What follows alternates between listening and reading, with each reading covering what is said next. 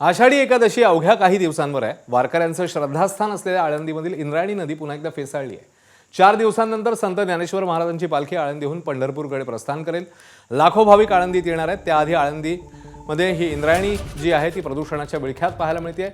पिंपरी चिंचवडमधील अवैधरित्या चालणाऱ्या कंपन्या रसायनयुक्त पाणी नदीत सोडतात, त्यामुळे नदी प्रदूषण वाढत आहे अशी स्थिती समोर येते. 2 दिवसावर आषाढी वारीचा सोहळा आळंदी येथे होत असताना आपण इंद्रायणी नदीची परिस्थिती पाहतोय की जैसे ते तैसे, कुठल्याही प्रकारचा बदल याच्यात झालेला दिसत नाही. अनेक वर्ष झाली अनेक संघटना या बाबतीत आवाज उठवत आहेत. अनेक आमचे पत्रकार बांधव या बाबतीत मीडियामध्ये आवाज उठवत आहेत, पण यावर कुठल्याही सरकारचा एखादा प्रतिनिधी दाद देताना दिसत नाही. आळंदीमध्ये अनेक मोठे मोठे ढीग खच पडले, मृत माशांचे खच पडलेले आपण पाहिलेत, पण कुठल्याही प्रकारचा बदल यात होताना दिसत नाही. येत्या या आषाढी वारीला या बाबतीत जर ठोस पावलं उचलण्याचा आपला कुठलाही जर प्रयत्न दिसला नाही तर आमचे वारकरी असतील, आमचे आंदोलक असतील, स्थानिक आमच्या शेतकऱ्यांच्या रोषाला तुम्हाला सामोरे जावे लागेल.